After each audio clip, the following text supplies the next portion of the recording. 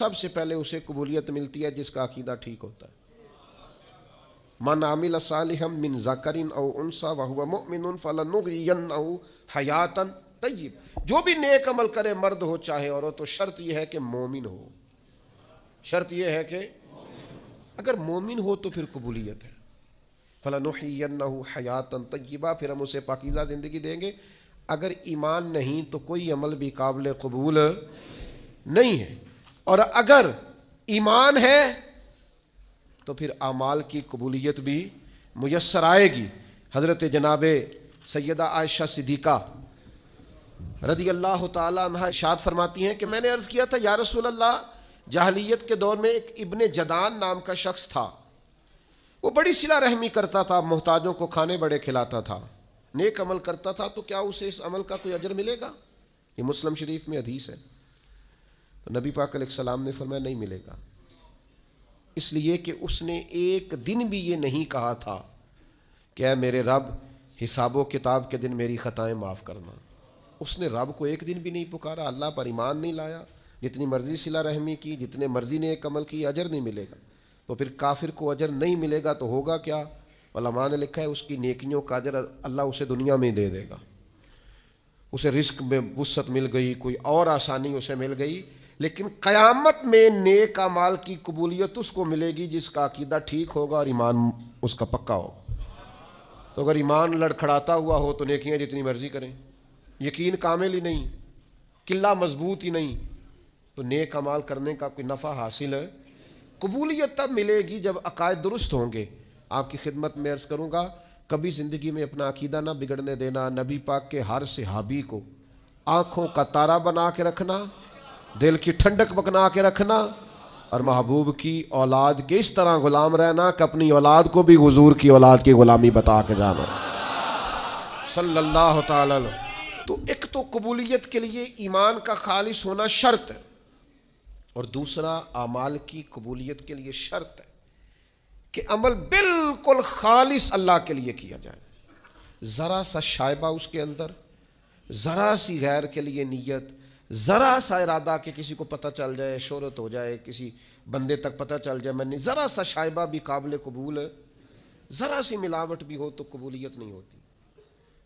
جناب سیدنا ابو امامہ باہلی رضی اللہ تعالیٰ عنہ بیان کرتے ہیں، نسائی شریف میں حدیث موجود ہے.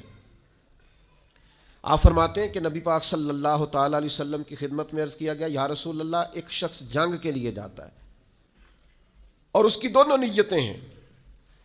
یہ بھی اس کی نیت ہے کہ اللہ تعالیٰ مجھے شہادت عطا کرے اور اللہ میری اس محنت کو قبول فرمائے، اور یہ بھی ساتھ نیت ہے کہ میری شہرت بھی ہو جائے، لوگوں کو پتہ بھی چل جائے.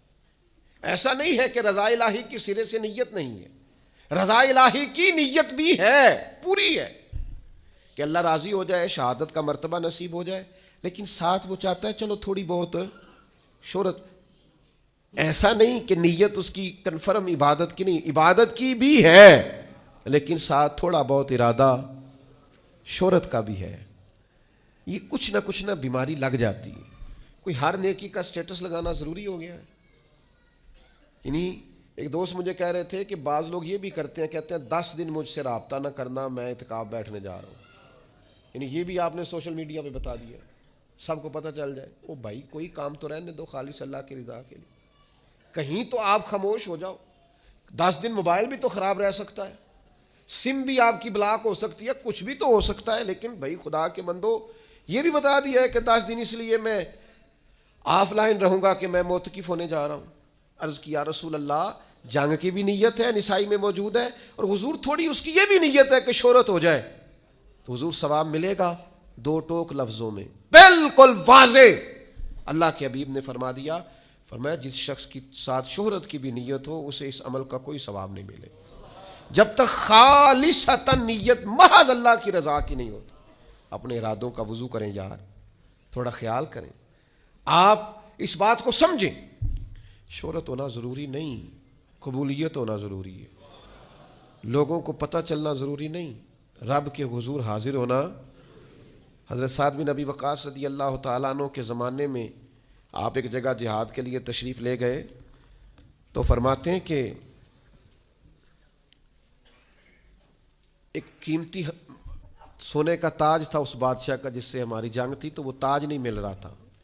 جنگ تو ختم ہو گئی، مسلمانوں کو فتح بھی مل گئی، لیکن وہ تاج بڑا قیمتی تھا، ہیروں والا تھا. تو خیال تھا کہ مل جائے تو چلو مسلمانوں کے مال غنیمت میں نفع آئے گا، غریبوں کا بھلا ہوگا.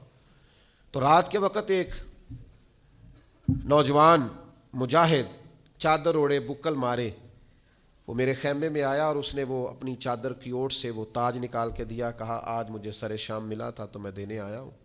تو وہ رکھ کے وہ چلا. تو میں نے اسے پیچھے سے آواز دی، میں نے کہا آپ مجاہد تو ہیں پر غریب آدمی لگتے ہیں. کہنے لگا گھر سے جب آیا تھا تو بچوں کے لیے چند دنوں کا کھانا تھا.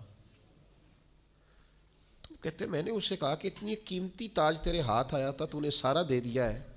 اس نے کہا بس یہ میری دیانتداری تھی، میرا ایمان تھا. بچوں کی بھوک اپنی جگہ پر اللہ کی رضا. تو کہتے میں نے کہا یار یہ چہرے سے نقاب ہی ہٹا، اپنا نام ہی بتا، قبیلہ بھی بتا، باپ کا نام بھی بتا. تو کہتے ہیں مجھ سے کہنے لگا یہ نیکی آپ کے لیے نہیں کی،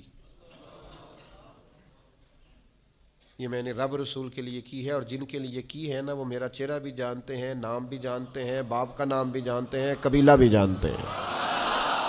آپ کے لیے نہیں کی، جن کے لیے کی ہے وہ انہ علیم بذات الصدور، وہ تو دلوں میں چھپے راز جانتا ہے. تو میرے بھائیوں یاد رکھیے گا کہ اچھی نیت اور ریاکاری سے پاک ارادے. حضور علیہ السلام فرماتے ہیں جس نے اچھی طرح وضو کیا، مسجد گیا جماعت سے نماز پڑھنے، لیکن جب وہاں پہنچا تو جماعت ہو گئی تھی. اس نے کہا ہو جماعت ہو گئی، یہ گھر سے وضو کر کے جماعت کے لیے آئے، پہنچا تو جماعت ہو گئی تھی. حضور فرماتے ہیں رب اسے جماعت کے ساتھ نماز پڑھنے کا ثواب عطا کرے. کیوں؟ اس لیے کہ اس کی نیت خالص. اپنی نیتوں کو درست کریں، اپنے ہمارے نا رشتے کمزور ہو گئے ہیں. پتہ کیوں؟ ہمیں رشتے سے بھی پیار اور ہلکا سا ساتھ لالچ بھی ہے.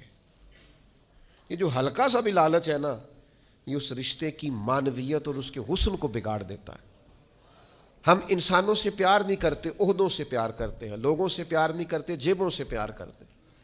ہم شخصیات سے محبت نہیں کرتے، ان کے تعارف سے محبت کرتے. نتیجہ کیا ہوتا ہے کہ وہ جو خالص حسن ہوتا ہے رشتے کا وہ حسن برقرار نہیں رہتا. تو میرے عزیز ہمیشہ اس بات کو اپنے دل کے اندر جگہ دیں کہ عمل کی قبولیت کے لیے حسن نیت. ایک اور چیز کا ہونا بڑا ضروری ہے، عمل اپنے حساب سے نہ کریں، رب رسول کی مرضی کے مطابق کریں. میرے ذوق کا نام شریعت نہیں، شریعت اللہ رسول کی فرما برداری کا نام ہے. میری چاہت کا نام دین نہیں، دین اللہ رسول کی رضا کا نام. ہم نیک عمل کرتے ہیں، ہم نے اپنے حساب سے ترتیب رکھ لیا، اپنے حساب سے. یعنی 5 نمازیں پابندی سے نہیں پڑھ رہا، ختم پابندی سے دلا رہا ہے. وہ فرائض پابندی سے ادا نہیں کر رہا، بزرگوں کی حاضریاں پابندی سے دے رہا ہے. او بھائی آپ اپنی مرضی کے مطابق طے کریں کہ دین کو. اللہ کے حضور اگر قبولیت کرانی ہے نا تو شریعت اسلامیہ کے ضابطے پیش نظر رکھنے پڑیں گے. آپ کو ان اصولوں کی روشنی میں عمل کرنا پڑے گا جو اصول اللہ رسول نے مقرر کیے، طے کیے. اگر وہ اصول نہیں تو پھر عمل کو قبولیت نصیب ہو سکتی. سیدنا ابو ہریرہ رضی اللہ تعالیٰ عنہ بیان کرتے ہیں کہ نبی پاک علیہ السلام نے فرمایا میری ساری امت جنت میں جائے گی سوائے انکار کرنے والوں. یا رسول اللہ صلی اللہ علیہ وسلم یہ انکار کرنے والے کون ہیں؟ تو نبی پاک علیہ السلام نے فرمایا جنہوں نے میری اطاعت کی وہ جنت میں جائیں گے، اور جنہوں نے میری نافرمانی کی انہوں نے انکار کیا، سنت کو چھوڑا جنہوں نے وہ منکر ہے. تو سنت کو نہیں چھوڑیں، شریعت کا دامن تھام کے رکھیں. اگر قبولیت چاہتے ہیں اپنی مرضی سے چیزوں کو طے نہ کریں. شریعت کے قاعدوں ضابطوں کی روشنی میں ایک خاتون ہمارے جاننے والوں میں سے ایک دفعہ کہنے لگیں کہ کچھ قرضہ چاہیے تھا، ختم دلانا ہے. تو میں نے ان سے کہا کہ قرضہ اٹھا کے ختم دلانے سے تو ثواب ہی نہیں ہوتا. تو کہنے لگی برادری کیا کہے گی. تو میں نے کہا مجھے تو سمجھ آ گئی ہے کہ آپ اللہ کی رضا کے لیے تو ختم دلا ہی نہیں رہے، تو آپ برادری کے لیے دلا رہے ہیں تو آپ کو کیسے اجر ملے گا. آپ چیزوں کو طے کریں شریعت کی روشنی میں.